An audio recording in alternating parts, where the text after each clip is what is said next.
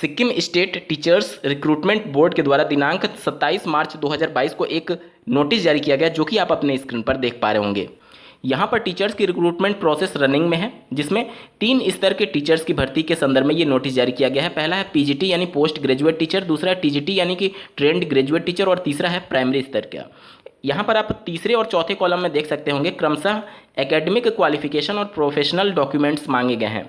यहाँ पर primary teachers की अगर बात की जाए तो आप नीचे स्क्रीन पर देख पा रहे होंगे, यहाँ पर marksheet and pass certificate of high school and intermediate मांगा गया है। इसके अलावा ग्रेजुएट होना चाहिए। और प्रोफेशनल डॉक्यूमेंट में marksheet and pass certificate of DElEd और दूसरा एसटीईटी मांगा गया है। एसटीईटी मतलब जो राज्य स्तर का टीचर एलिजिबिलिटी टेस्ट होता है।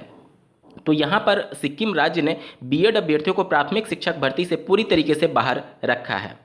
ये आप देखेंगे कि प्रत्येक राज्य में अलग अलग स्थितियां हो रही हैं इस सब को लेकर के। अभी हाल ही में दिल्ली सरकार के द्वारा एक गजट जारी करते हुए बीएड अभ्यर्थियों को प्राथमिक में शामिल किया गया था, और अब सिक्किम राज्य सरकार के द्वारा बीएड अभ्यर्थियों को प्राथमिक शिक्षक भर्ती से बाहर कर रखा गया है। ये जब तक केंद्र सरकार या फिर एनसीटी खुद इसमें हस्तक्षेप नहीं करेगी, या फिर माननीय सुप्रीम कोर्ट में जो याचिका अभी तक लंबित है उसमें जब तक कोई अंतरिम रूप से फैसला नहीं आ जाएगा, तब तक इस प्रकार की ऊहापोह की स्थिति बनी रहेगी। आप लोग देखेंगे कि कुछ समय पहले तक जब दिल्ली सरकार ने इसके संदर्भ में नोटिफिकेशन जारी नहीं किया था, तब तक बीएड अभ्यर्थियों को दिल्ली में प्राथमिक के लिए पात्र नहीं माना जाता था, लेकिन अब पात्र माना जाने लगा है। क्या पता भविष्य में जाकर के फिर निकाल दिया जाए। इस प्रकार से जो कैंडिडेट हैं वो श्योर नहीं हो पाते हैं कि वो बीएड में एडमिशन लें या फिर डीएलएड में एडमिशन लें। आज अगर आप बीएड में एडमिशन इस लालच में ले लेते हैं कि आपको प्राइमरी के साथ टीजीटी और अपर प्राइमरी में भी मौका मिल जाएगा, लेकिन बाद में भविष्य में जाकर के अगर बीएड को प्राथमिक में बाहर करने के संदर्भ में कुछ इस प्रकार का नोटिस आ जाता है तो वो अभ्यर्थी अपने आप को ठगा हुआ महसूस करते हैं। या फिर जब 2018 में इस प्रकार का नोटिस जारी किया गया था एनसीटी के द्वारा कि बीएड अभ्यर्थी भी पात्र होंगे, तो उस समय जो 17-18 बैच में डीएलएड में एडमिशन लिए थे वो सब बाद में ठगा महसूस करने लगे कि इससे अच्छा हम लोग बीएड में एडमिशन लेते। तो ये सभी चीज़ें एक स्पष्ट गाइडलाइन होनी चाहिए ताकि अभ्यर्थियों को भी सहूलियत हो कि आखिर वो किस में एडमिशन ले।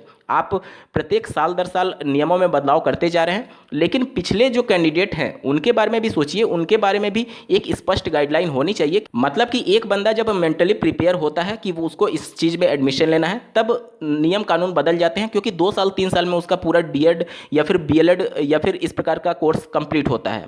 तो उस कंडीशन में जब वो पात्र होता है शिक्षक भर्ती में सम्मिलित होने के लिए, तो पूरी पात्रता ही बदल जाती है। तो इस समय उसके पास पछताने के अलावा कुछ नहीं होता है। तो इस हिसाब से एक स्पष्ट गाइडलाइन होनी चाहिए जो कि लाइफ टाइम के लिए वैलिड हो, और बार बार इस प्रकार के चेंजेस ना करें, ताकि कम से कम एक अभ्यर्थी जो जिस कोर्स के लिए एडमिशन लिया है उस समय जब एडमिशन लिया था जो नियम था, कम से कम उसके टीचर प्रोसेस में सम्मिलित होने तक तो वही नियम होना ही चाहिए, ताकि कम से कम वो बाद में जाकर के पछताना ना पड़े उसको, क्योंकि आपने नियम बदल दिया है।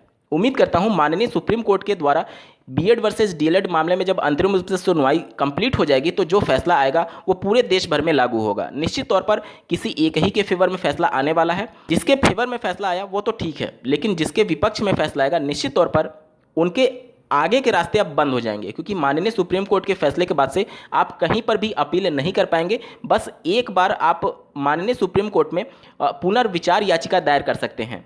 तो इन सभी विवादों पर माननीय सुप्रीम कोर्ट ही विराम चिन्ह लगा सकते हैं।